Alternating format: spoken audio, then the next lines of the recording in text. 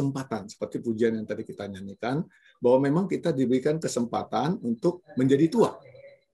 Nah, saudara, saya tidak tahu ukuran tua itu seperti apa, gitu ya.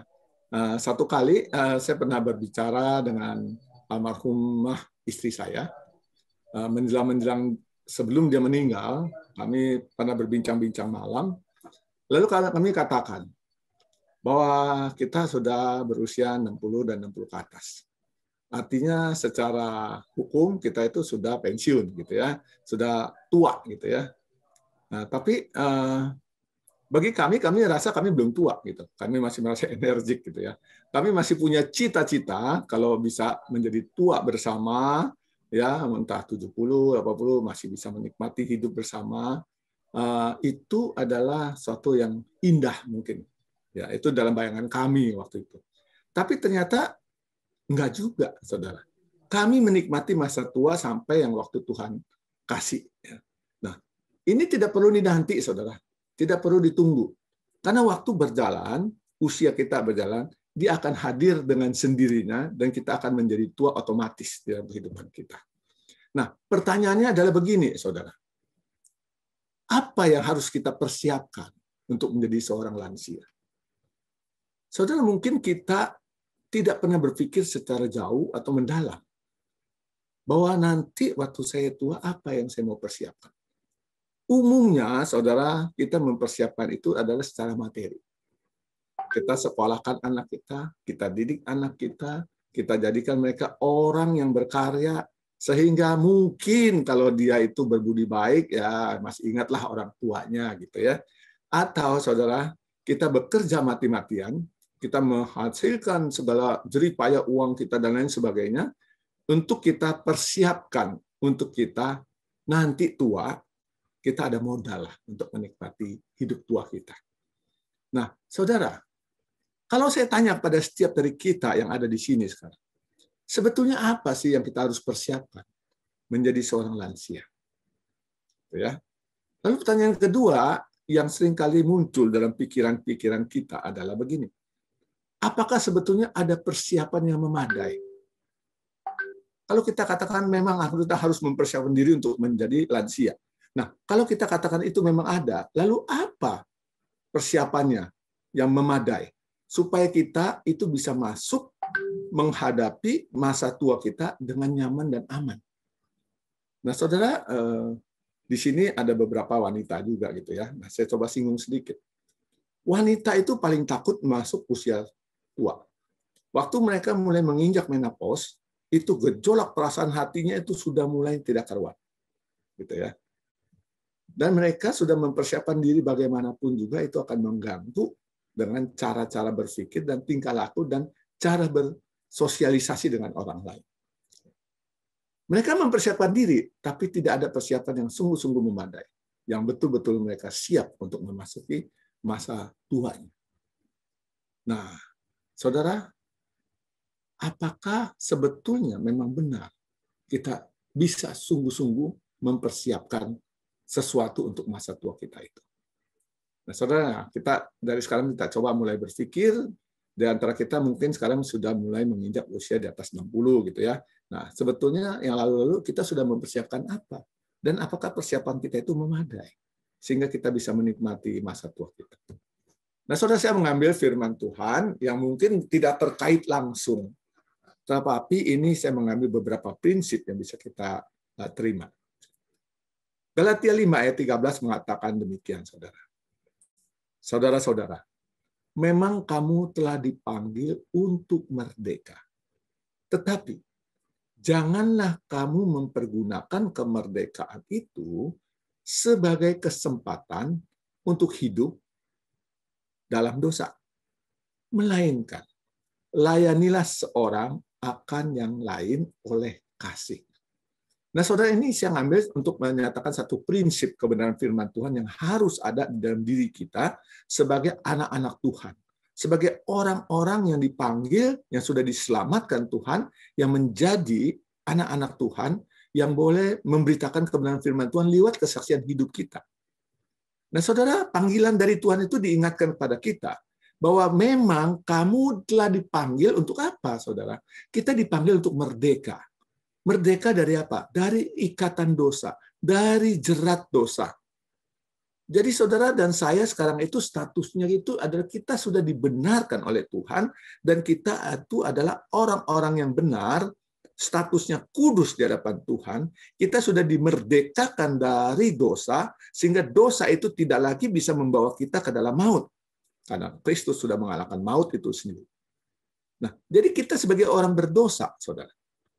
Tetapi sebagai orang yang sudah dimerdekakan dari keberdosaan kita itu, diingatkan, janganlah kamu mempergunakan kemerdekaan itu sebagai kesempatan untuk hidup dalam dosa.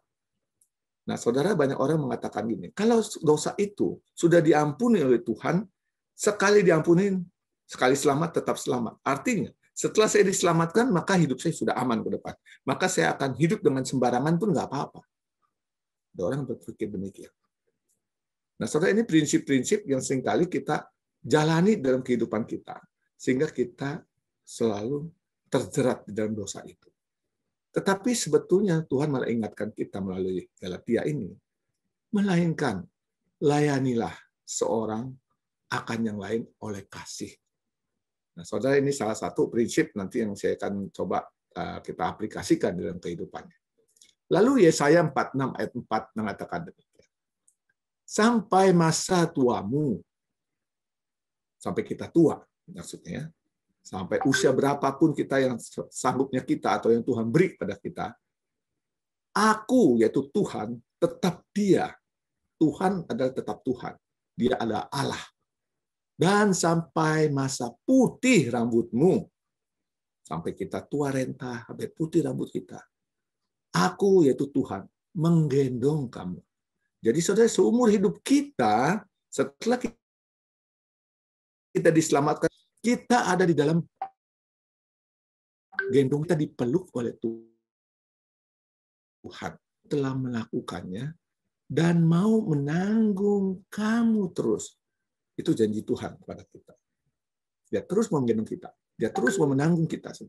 Aku mau memikul kamu dan menyelamatkan. Itu janji Tuhan, saudara. Jadi, saudara, kita diingatkan bahwa saudara itu adalah orang merdeka dan kita harus hidup benar. Dan di dalam kemerdekaan kita itu, saudara, Tuhan itu selalu beserta dengan kita, memperlakukan kita tidak berubah dari dulu, sekarang, dan sampai nanti. Tuhan itu tetap mengasihi kita, menolong kita, dan menanggung kita, dan melakukan, dan membimbing kita, memberkati kita, dan selalu menyertai kita di dalam hidup kita. Bahkan Dia akan terus menjaga kita dan menyelamatkan kita. Itu janji Tuhan, saudara. Sekarang kita coba lihat. Tujuan panggilan dari Tuhan sebetulnya kepada kita. Nah, saudara, kita mesti tahu, waktu kita hidup di dalam dunia ini, saudara, Rick Warren pernah mengatakan demikian. Keberadaan kita di dalam dunia itu bukan secara kebetulan. Ya. Bukan secara kebetulan, tapi ada maksud Tuhan di dalam. Ada maksud Tuhan di dalamnya untuk kepada setiap dari kita waktu Tuhan memanggil. Waktu Tuhan ciptakan kita, Tuhan waktu menciptakan kita itu Dia ciptakan laki-laki dan perempuan, dan Tuhan memberikan 2 mandat, saudara, yang pasti. Ya. Nah, 2 mandat itu yang Dia berikan itu adalah yang pertama, Dia katakan berkuasalah. Tuhan meminta kita untuk menjadi wakil Allah di dalam dunia ini.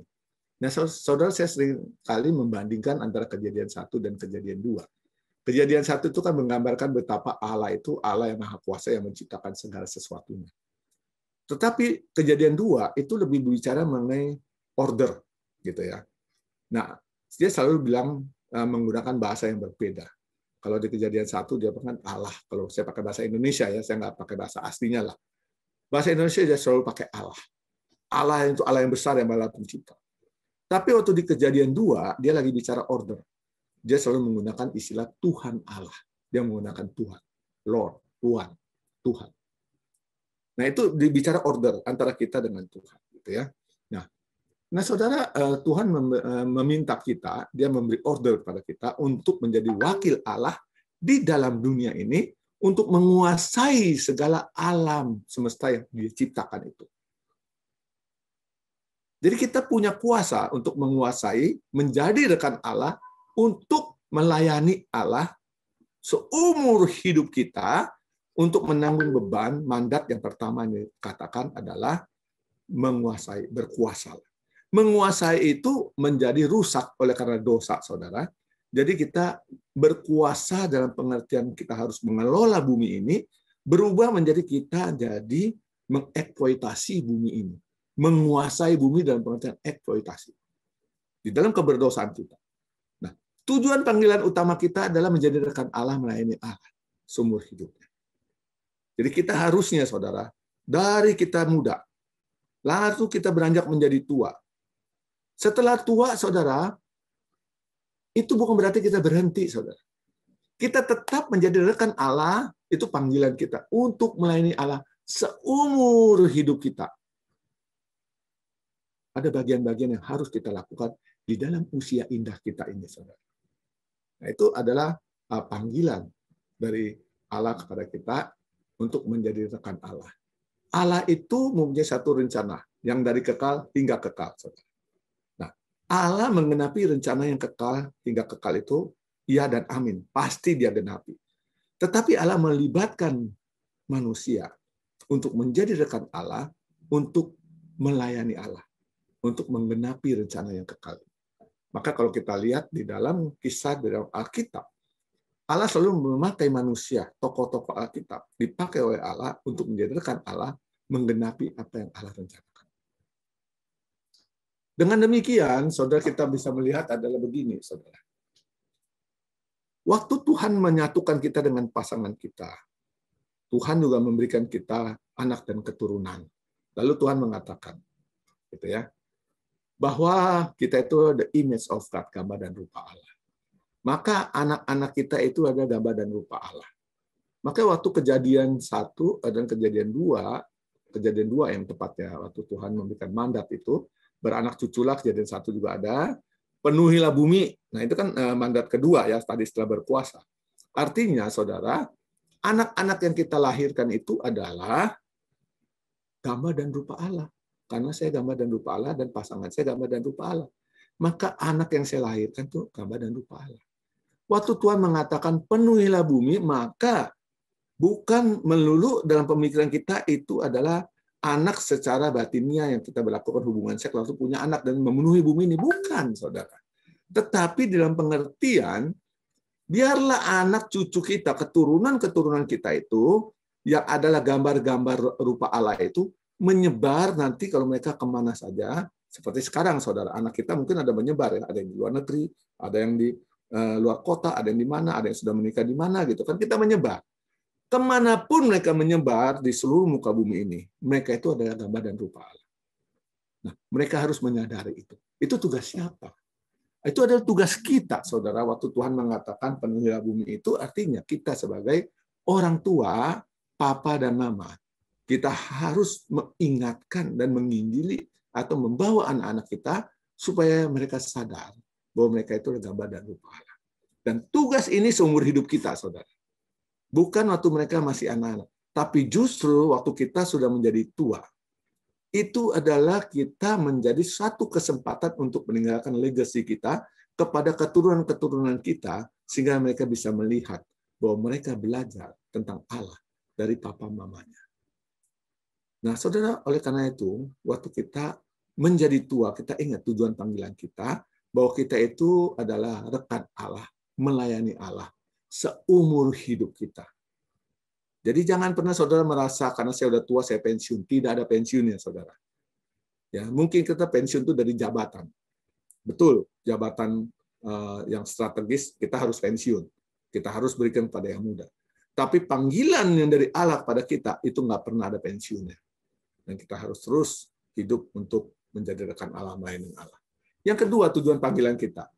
Saudara, hidup bukannya untuk diri sendiri, tetapi untuk panggilan pribadi dari Tuhan. Saudara, hidup itu bukan untuk diri kita pribadi, saudara. Tapi kita harus mengerti dan mencari apa panggilan pribadi Allah kepada kita, saudara. Kalau kita hanya berhenti hidup hanya untuk diri kita sendiri, saudara, maka saudara akan lelah. Saudara akan menjadi orang-orang duniawi yang berangkat dari pagi jam 5, saudara kerja mati-matian, mengumpulkan harta mati-matian.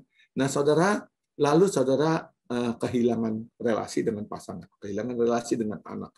Lalu saudara hanya memenuhi kebutuhan saudara selama dunia ini ada, dan dunia ini memberikan kenikmatan, saudara kejar itu. Karena saudara hanya mencari kesenangan hidup untuk diri sendiri. Nah, saudara, kalau itu yang kita cari, saudara, maka kita harus ingat, suatu saat nanti kita pulang, kita tidak bawa apa-apa, saudara. Kita tidak bawa apa-apa. Apapun kita tidak bisa bawa, saudara. Saya melihat orang-orang yang meninggal karena COVID, termasuk istri saya, saudara. Itu dia sudah seperti seonggok barang yang tidak ada artinya, saudara. Dibungkus dengan plastik wrap untuk makanan gitu, saudara, dililit satu badan gitu ya, sampai berlapis-lapis, dimasukin ke plastik lagi, lalu kantong mayat, saudara. Apa yang bisa dibawa? Handphone pun dia nggak bisa bawa, saudara. Nah, kalau kita hidup hanya pikirkan untuk diri sendiri, saudara, kita akan sangat kecewa.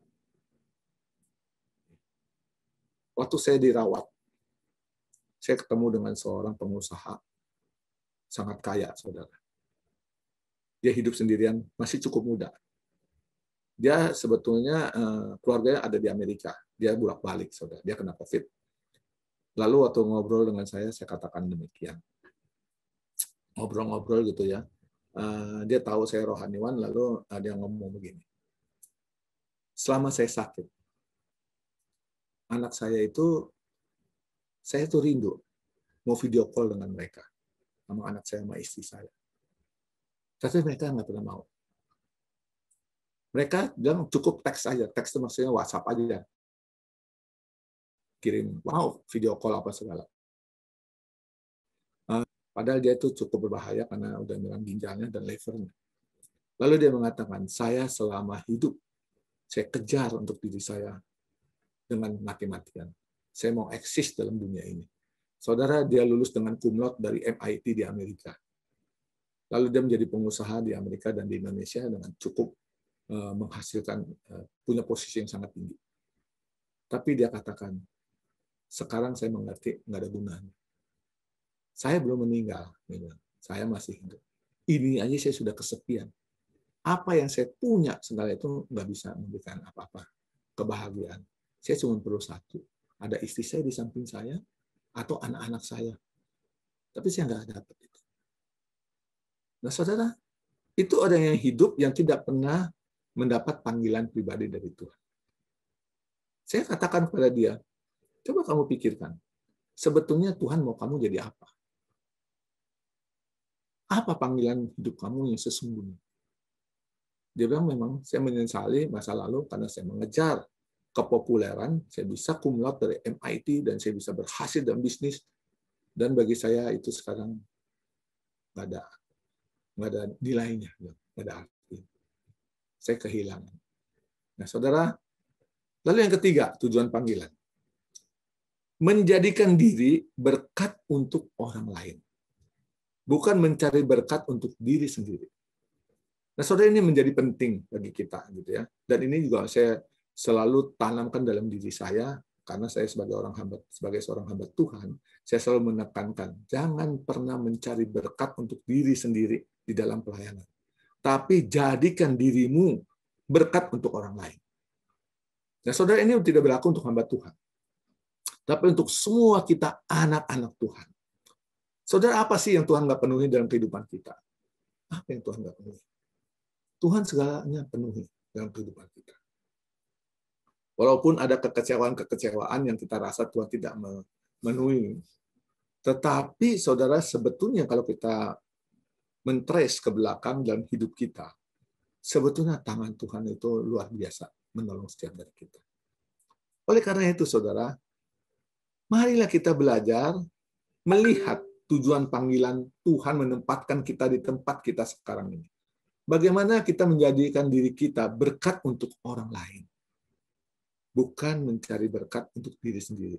Nah, saudara, apa yang saya katakan tujuan panggilan ini menjadi satu dasar untuk nanti kita masuk ke dalam usia tua kita. usia indah kita, saudara. Nah, kalau ini semua udah dalam diri kita, kita bereskan, saudara, maka waktu kita masuk usia indah, kita akan menjalani semua ini tetap dengan semangat hidup yang luar biasa. Karena walaupun kita sudah pensiun, walaupun kita sudah usia indah, kita ada tetap rekan Allah yang melayani Allah. Lalu kita masih tetap bisa memberikan hidup kita untuk orang lain. Dan kita bisa tetap konsisten terhadap panggilan Allah, terhadap diri kita. Nah, saudara, kalau kita lihat dalam kehidupan kita sehari-hari, saat ini, saudara, kan bukankah kita itu seringkali merasa gentar untuk masuk di dalam usia pensiun atau usia tua, saudara? Banyak orang merasa begitu gentar. Kenapa, saudara? Mari kita lihat berkenan dengan lansia ini. Waktu kita masuk di dalam usia indah atau lansia ini, saudara, umumnya menjadi masalah bagi kita laki-laki khususnya. Kita kehilangan kuasa, saudara. Hilangnya kuasa. Saudara seorang bisnismen yang biasa memimpin di perusahaan, yang saudara bisa memimpin segala macam, bawahan yang mungkin ratusan, ribuan gitu ya, atau minimal saudara bos di perusahaan saudara sendiri, ya di mana pegawai semua takut sama kita gitu ya. Waktu kita menjadi pensiun, saudara, waktu kita masuk dalam usia indah, itu semua akan kita tinggalkan. Waktu kita tinggalkan itu, saudara, kita cuma berpikir, orang tidak lagi akan memandang saya, karena saya tidak punya kuasa. Nah, saudara, kenapa sampai kita bisa berpikir seperti itu, hilangnya kuasa? Karena yang tadi, saudara, karena kita mengejar untuk diri kita sendiri.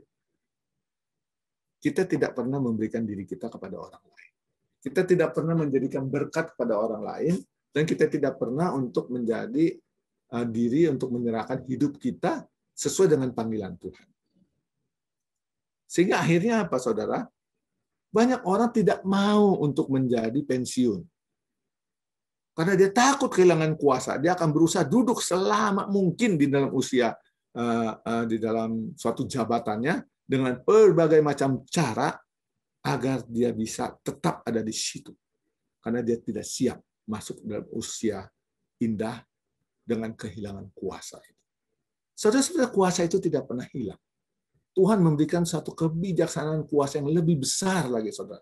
Bukan kuasa di dalam dunia ini, tapi kuasa menjadi orang tua yang berhikmat, yang bisa meregenerasi generasi berikut dengan iman yang lebih baik, yang lebih benar.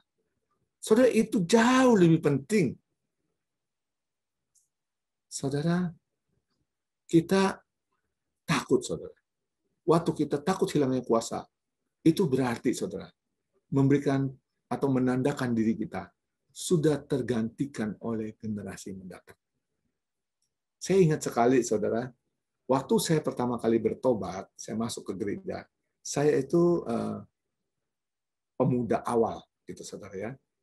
Di pemuda awal saya masih lihat generasi yang banyak di atas saya, gitu, saudara.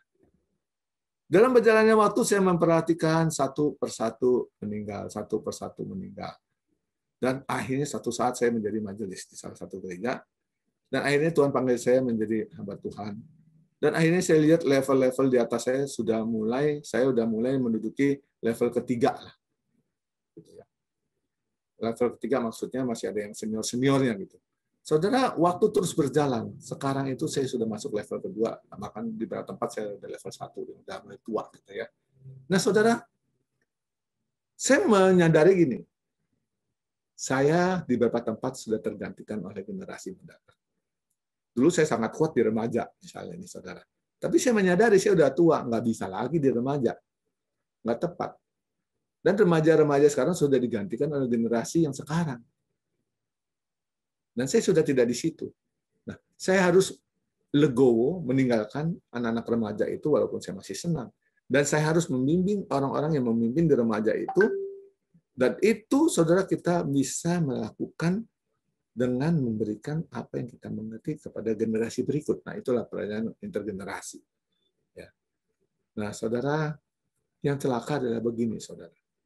Kita tidak mau turun. Kita merasa diri kita ini masih mampu, saudara. Dan saya tidak mau, karena saya masih kuat kok, saya masih muda kok, saya masih bisa kok. Gitu ya. Dan banyak orang tua juga begitu, bukan? Saya sharingkan satu peristiwa lah, saudara. Ini teman saya sendiri. Dia punya perusahaan besar, saudara. Lalu dia serahkan kepada anaknya. Dia katakan ini, saya udah mau pensiun. Anak saya udah lulusan di Amerika kan.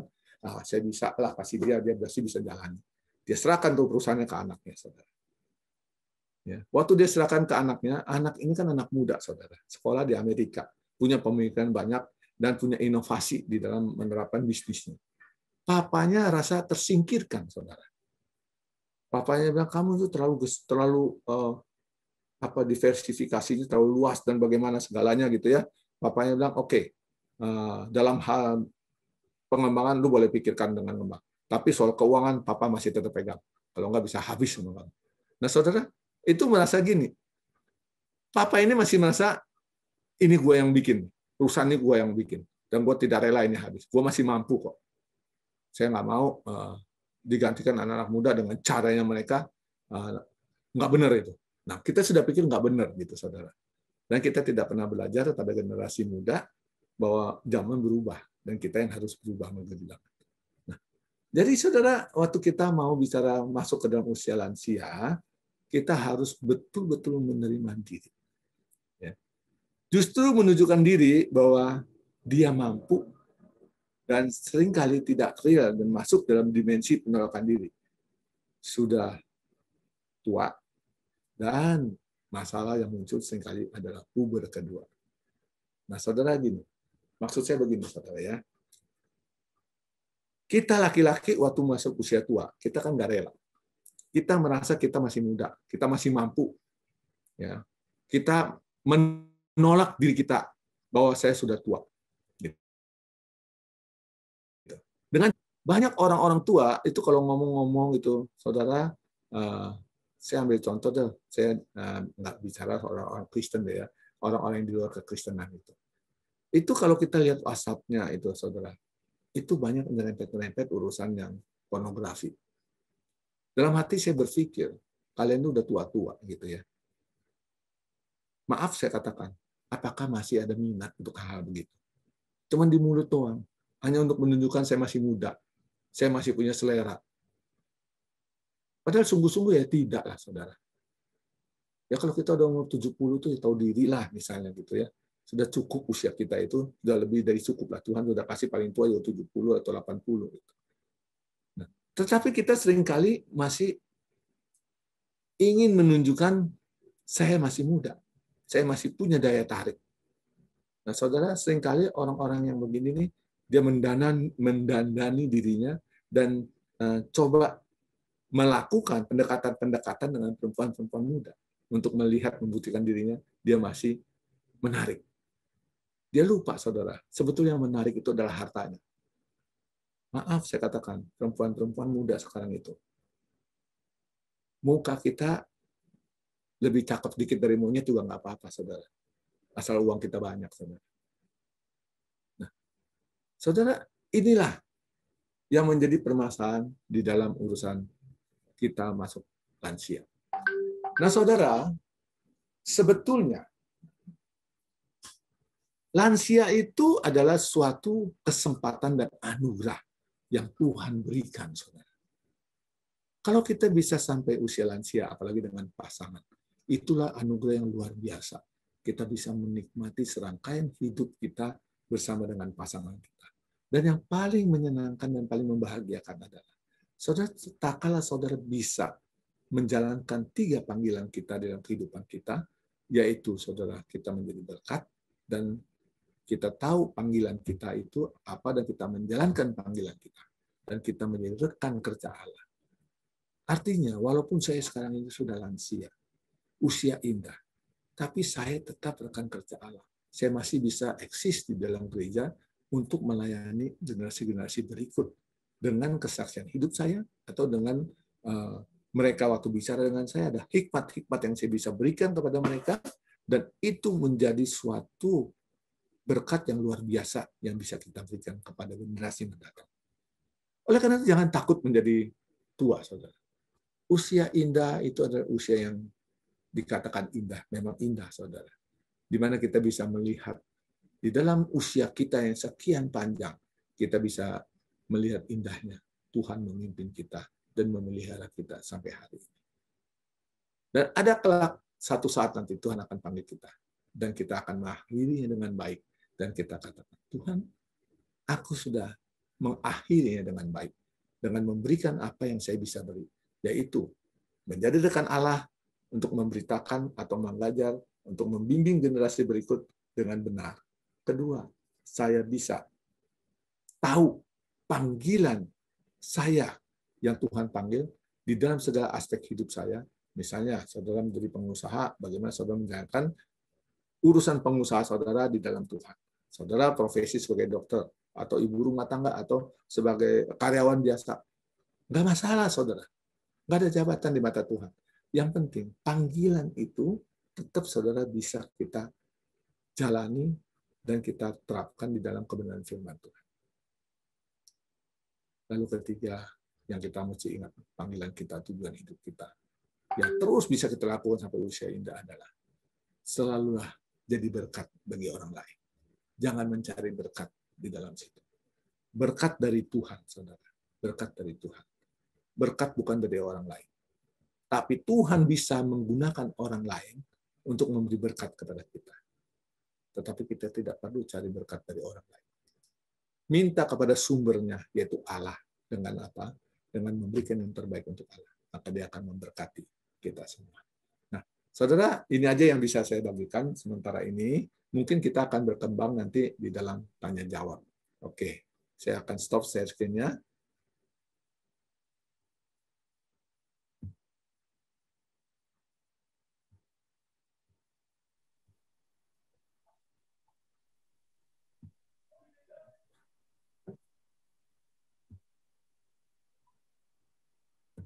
Ya, silakan. Kalau ada tanya jawab.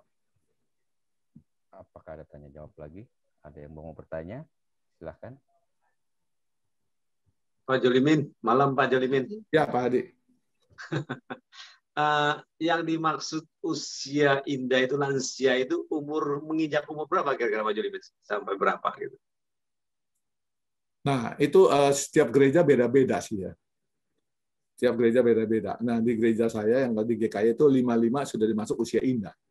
55 ke atas. 55. Nah, kalau saya ambil patokannya gini lah. Setelah pensiun lah. Nah, kalau kita di pensiun 60 ya setelah 60 itulah usia indah gitu. Karena kalau kita masih belum pensiun kan kita masih eksis kan, masih ada di tempat kerja, masih melakukan banyak hal gitu. Oke Pak, terima kasih Pak Jolimin.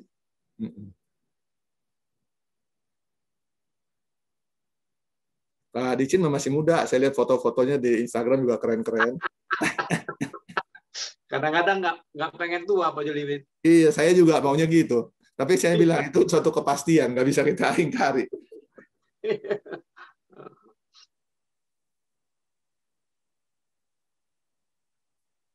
Oke, ada yang mau tanya lainnya? Pak Jolimin. Ya, silakan. Itu kan dari sisi organisatoris memimpin apa sih namanya perusahaan yang begitu banyak orang gitu kan, atau kita pemiliknya. Nah, bagaimana dengan orang-orang yang memang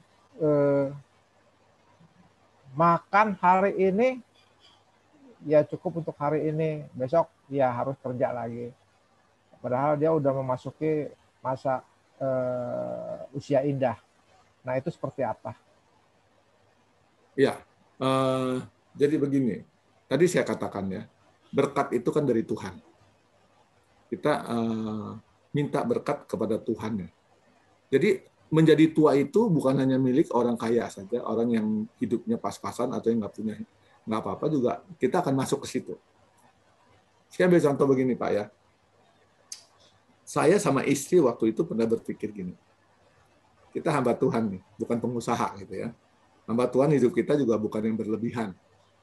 Ya memang kita nggak kekurangan lah, maksudnya kalau untuk makan, untuk tinggal masih ada lah dikasih gitu ya. Tapi saudara, Waktu nanti saya mencapai usia pensiun, saya udah bicara sama istri saya berdua. Kalau kita pensiun, kan kita udah nggak ada income. Nah, kita mesti hitung, income yang kita punya cukup nggak untuk kita hidup. Oh, banyak nggak cukup. Akhirnya kita menyadari gitu. Nah, kalau nggak cukup gimana ya? Kita mesti minta hikmat Tuhan lah. Minta hikmat Tuhan itu apa? Kalau saya sih waktu itu berpikir ya, artinya kita mesti turunin taraf hidup kita. Nah, kalau taraf hidup kita udah rendah, gimana turunin lagi gitu ya? Ya, artinya memang kita mesti betul-betul bersandar pada Tuhan. Maksudnya gini, serendah-rendahnya kita kalau untuk makan hidup dan makan ada, tinggal ada, dan bisa jalani hidup itu, ya kita jalani aja. Nah, tetapi kita tetap pada panggilan kita yang 3 itu nggak boleh hilang. Maksud panggilan 3 itu tetap semiskin apapun kita, atau nggak punyanya kita, tetap saudara, kita adalah rekan kerja Allah. Allah tidak melihat lu kaya baru rekan kerja, enggak. Orang nggak punya pun rekan kerja Allah, dia bisa melakukan banyak hal untuk Allah. Dan dia masih tetap bisa memberikan pada generasi berikut menjadi berkat bagi mereka. Ya bukan berkat uang, tapi berkat maksudnya wejangan dia, hikmatnya dia, kata-katanya dia yang membangun. Bisa. Nah, hidup kitanya sendiri bagaimana? Ya tadi saya katakan, kita minta pada sumbernya. Dan Tuhan yang akan menjaga kita. Tuhan akan menggerakkan ke orang-orang sekitar kita untuk membantu kita. Mungkin saya nggak tahu, tapi saya banyak mengalami hal-hal begitu. Di dalam ketidakmampuan kita, di dalam sakit kita, ada aja tangan Tuhan yang mengulurkan melalui orang lain untuk membantu. Seperti itu. Terima kasih, Pak.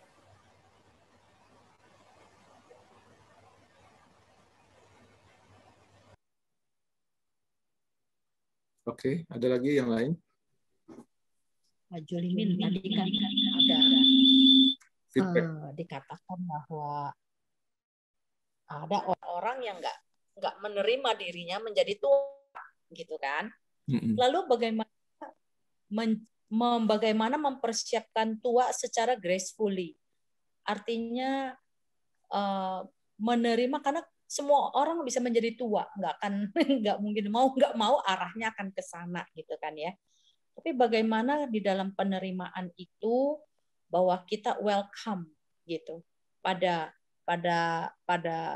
kata oh sekarang saya sudah tua, oh saya sekarang sudah pensiun, begitu ya. Kita bisa mengatakan welcome masa tua gitu ya.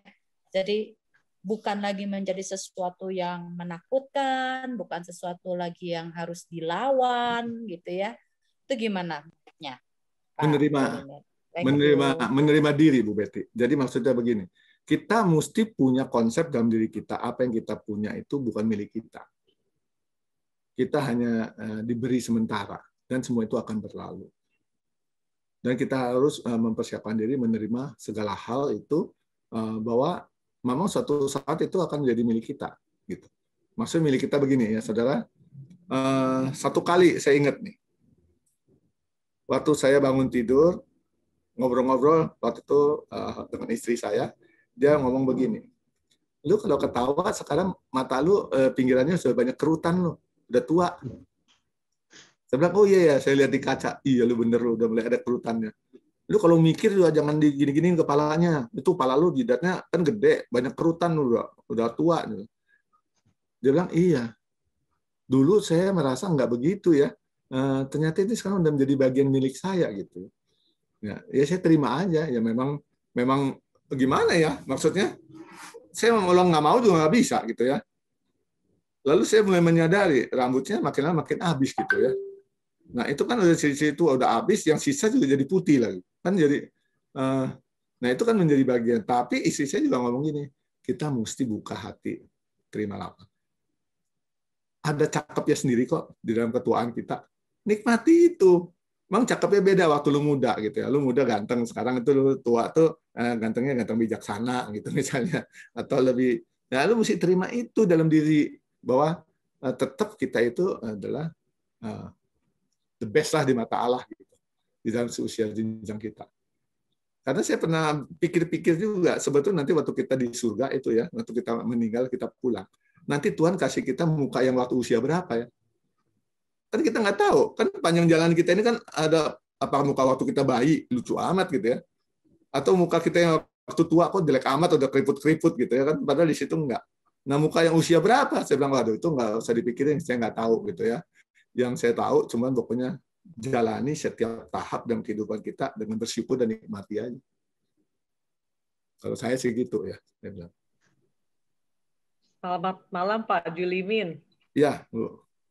Mungkin kita takut tua, bukan bilang wajah ya.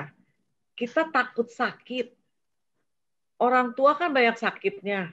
Mungkin ketakutan kita itu kali salah satu ya Pak ya. Iya. Sekarang kalau kita ngomong sakit, Bu ya. Saya juga sama istri saya dulu ngomong begini. Cuma minta satu sama Tuhan. Kalau sakit jangan yang berat-berat, jangan lama-lama. Kalau memang udah waktunya ya udahlah langsung sakit terus meninggal, pulang ke surga. Jangan sampai yang susah-susah berlarut-larut gitu. Semua orang maunya begitu, tapi kita nggak tahu jalan Tuhan seperti apa. Ya. Tapi kalau saya pikir lagi, nggak usah sampai menjadi tua. Yang muda sekarang aja kena COVID meninggal banyak banget gitu. Yang nggak tahu apa-apa meninggal banyak. Ya. Kemarin teman saya anaknya kena serangan jantung, dia nggak tahu, pagi-pagi nggak bangun lagi, gitu. Sampai sekarang stres tuh mama. Ya memang anaknya gemuk gitu ya. Nah. Yang meninggal sih saya bilang seneng, paling enak ya kan, langsung nggak susah, ya langsung ketemu Tuhan. Tapi yang ditinggal kan nggak siap banget.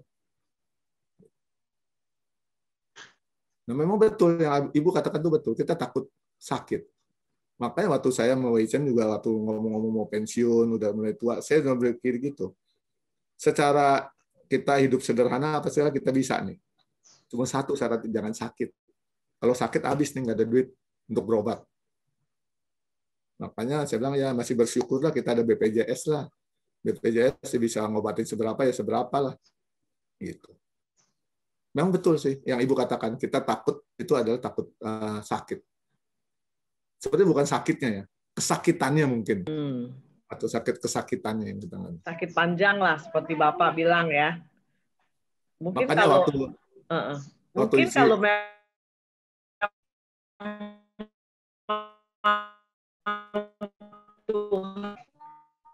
ya kalau sakitnya berlarut-larut begini belum dia meninggal.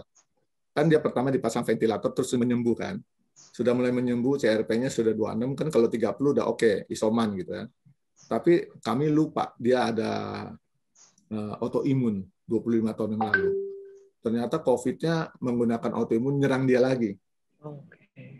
Nyerang dia lagi, langsung nyerang ke jantung sama parunya lagi. Jadi sesak lagi kan, saturasi turun. Nah, dia harus ventilator lagi. Saudara, istri saya ngomong satu hal begini. Waktu itu masih bisa ngomong. Dia ngomong sama saya, Min, ventilator tuh nggak enak sekali. Sakit luar biasa. Jadi saya nggak mau, dia bilang, saya mau pakai oksigen biasa aja. Nah, dia ngomong gini, Tuhan itu pencipta alam semesta. Nafas, udara dia yang bikin. Kalau dia mau kasih saya hidup dengan nafas, kan bisa. Tapi kalau saya dipaksa pakai ventilator, saya pasti meninggal. Dia udah ngomong begitu. Makanya dia kan nggak pakai tuh ventilator beberapa lama gitu. Tetapi akhirnya karena autoimunnya akhirnya kan terpaksa dia harus di ventilator. Saya ngomong, saya mengerti kamu nggak mau di ventilator karena sakit, dan saya mendukung kamu. Tapi menurut medis, kondisi kamu itu oke. Cuman paru-paru kamu kekurangan oksigen karena banyak racun CO2, hanya bisa ditolong dengan ventilator. Kalau ternyata ventilator itu adalah cara Tuhan untuk memberikan kesembuhan, terus kita tolak, kan kita bersalah sama Tuhan. Saya cuma ngomong gitu. Dia mikir lama. Nanti bentar-bentar geler, tapi bentar-bentar menunggu. Tapi dokter ngomong, udah nggak bisa, ada racun, mesti segera. Terus akhirnya dia copot, terus dia ngomong, ya udah pasang. Nah, waktu dia pasang, udah terus turun, terus sampai habis. Nah, saya bilang, memang dia udah ngomong sih, kalau saya di ventilator pasti meninggal. Nah, saya cuma berdoa sama Tuhan waktu itu. Dia nggak mau sakit, tapi akhirnya kok dia meninggal dengan cara yang cukup sakit. Nah, kita nggak pernah tahu, Bu. Memang gitu yang kita takutkan. Saya juga ngomong sama Tuhan, ya kalau bisa yang enak-enak aja lah kita. Nah, tapi kalau yang enak juga orang lain yang kaget. Nggak ada apa-apa, atau meninggal kan orang lain kaget. Masalah, Bu, memang. Ya. Thank you, thank you, thank you. Pak Yulimin, saya nilit nih mau nanya. Tadi Pak Yulimin tadi sampaikan, kalau nggak salah dengar, itu mengenai jabatan strategis di gereja. Saya ini sudah 60 tahun lebih berapa bulan. Saya ini dari muda sampai sekarang ngajar sekolah minggu. Apa yang itu disebut strategis atau enggak saya nggak tahu. Tapi saya di gereja masih ngajar sekolah minggu di kelas yang kelas SD kelas 5, kelas 6 gitu.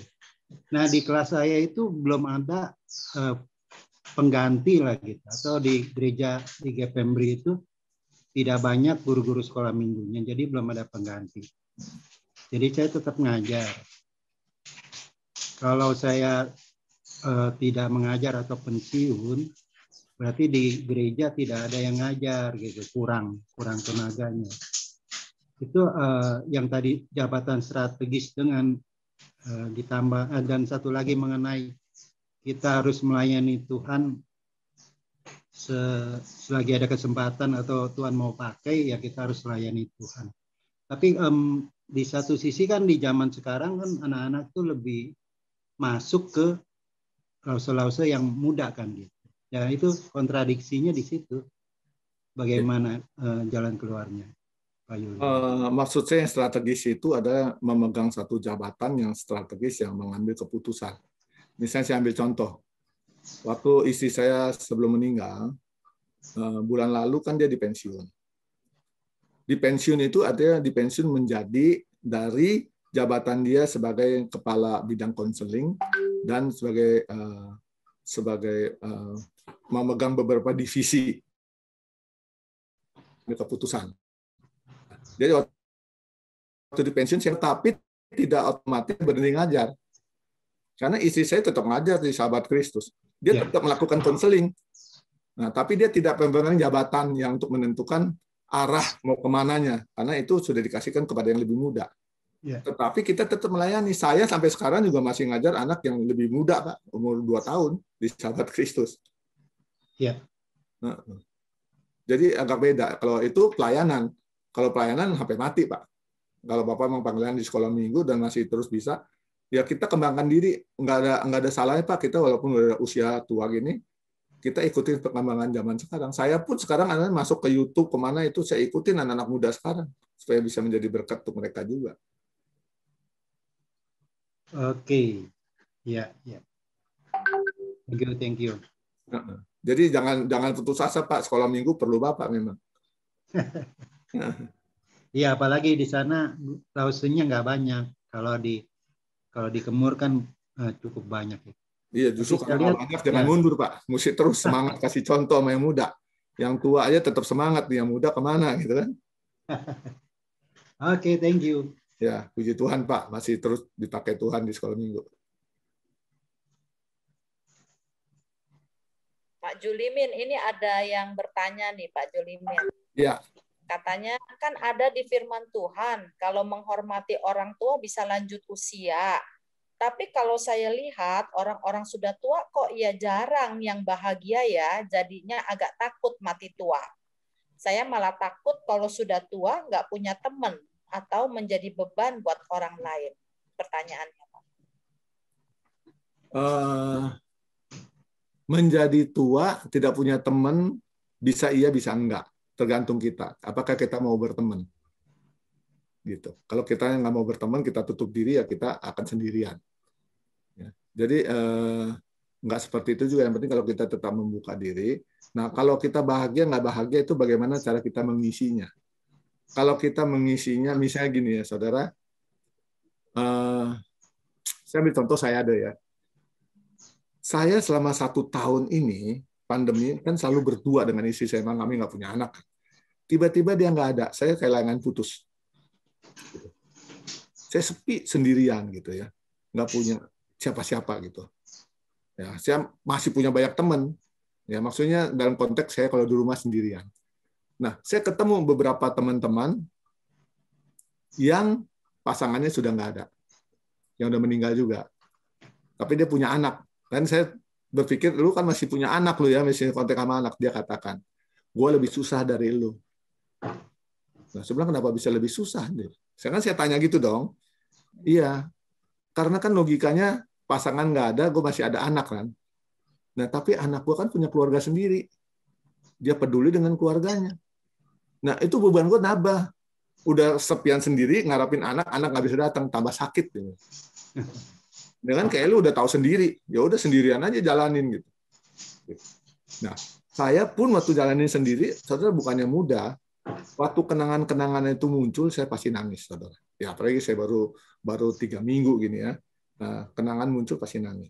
Tapi kalau saya lihat dari mata iman, dari rasio saya tahu memang ini sudah keputusan yang terbaik yang Tuhan beri, dan waktunya dia pulang gitu ya. Dia juga sudah menjadi berkat bagi banyak orang, dia sudah mengakhiri dengan baik gitu ya. Mungkin saya masih kurang baik, makanya Tuhan masih izinkan hidup gitu, mesti memperbaiki diri, melayani dengan lebih baik mungkin gitu ya. Nah, jadi saya begitu. Nah, saya bagaimana ngatasin kesepiannya, saudara? Jadi saya curcol dikit nih ya. Saya kan juga ngalamin konseling. Nah, satu-satunya hal yang bisa memperbaiki diri dalam hal gini ya, kita mesti membuka diri bergaul dengan teman-teman. Nah, saya banyak kontak teman, ngobrol, telepon. Tapi kan saya tahu mereka juga sibuk. Tapi ini karena pandemi nggak bisa ketemu, ini bikin susah sebetulnya, saudara. Orang-orang seperti saya yang sedang berduka itu kan perlu face to face tatap gitu ya untuk memberikan sedikit kelegaan. Tapi kan nggak bisa di pandemi. Nah, akhirnya saya pelihara anjing sekarang. Saya beli anjing kecil gitu ya, supaya karena gini, kita itu makhluk sosial, kita mesti ada sosial. Nggak bisa pada manusia ya kita pada binatang lah. Nah, binatang yang bisa interaksi dengan manusia itu yang paling mendekati yang ya anjing. Nah, itu makanya kalau di luar negeri, di Amerika, di mana itu orang rata-rata nyara anjing karena mereka rata-rata hidup sendirian. Anjing menjadi temannya. Dan itu bisa mengobati kesepian. Nah, sekarang saya jadi miara anjing kecil sih, Chihuahua. Ya lucu juga lah, gitu ada temannya gitu ya. Nah, sekarang saya lagi begini, jadi bawa kaki saya tidur-tiduran. Gitu. Saya juga rasa ada temennya gitu. Ya, jadi tergantung cara kita ngisi lah, saudara. Ya kalau kita ngisinya sedih, ya sedih. Tapi ya sedih. Ya saya ingat dulu mama saya waktu kehilangan papa saya, dia sepi, dia sedih, karena dia nggak tahu caranya bagaimana.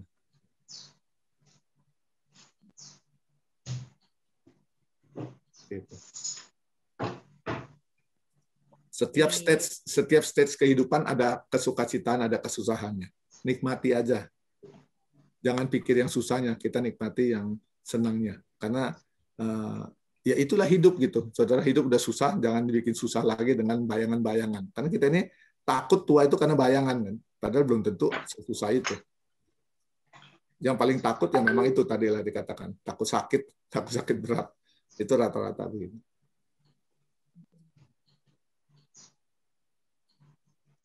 Oke, ada lagi?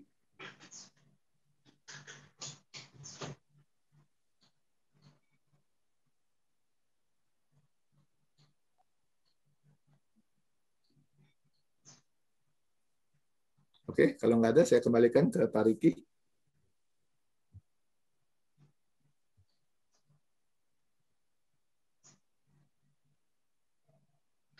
Ya, baik.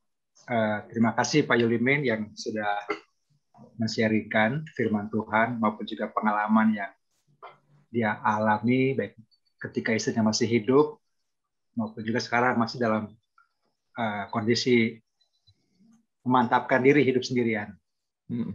Sekali terima kasih. Kalau tidak ada lagi, kita akan berdoa menutup persekutuan doa kita, persekutuan Sinodia pada malam hari ini. Mari kita berdoa bersama. Tuhan, kami bersyukur untuk persekutuan pada malam hari ini, buat firman Tuhan, sharing yang disampaikan oleh hamba-Mu Pak Yulimin. Dan biarlah kami semua yang sudah mendengarkan dapat terus mempersiapkan diri kami, baik yang sudah berada di usia memang sudah lansia, maupun juga yang akan menuju ke sana. Biarlah kami boleh belajar dan memiliki hati yang terus berserah diri kepada Tuhan. Melihat apa yang Tuhan mau bagi kami selama kami masih hidup. baik saat ini maupun tatkala kami memasuki usia lanjut. Bapak Surgawi, terima kasih untuk persekutuan pada malam hari ini. Sebentar kami akan berpisah satu dengan yang lain. Tuhan pimpin kami dalam seluruh kehidupan kami selanjutnya. Dalam nama Tuhan Yesus kami berdoa dan mengucap syukur. Amin. Amin. Oke, terima kasih semuanya. Terima kasih Pak Yulimin. Terima kasih Pak Yulimin.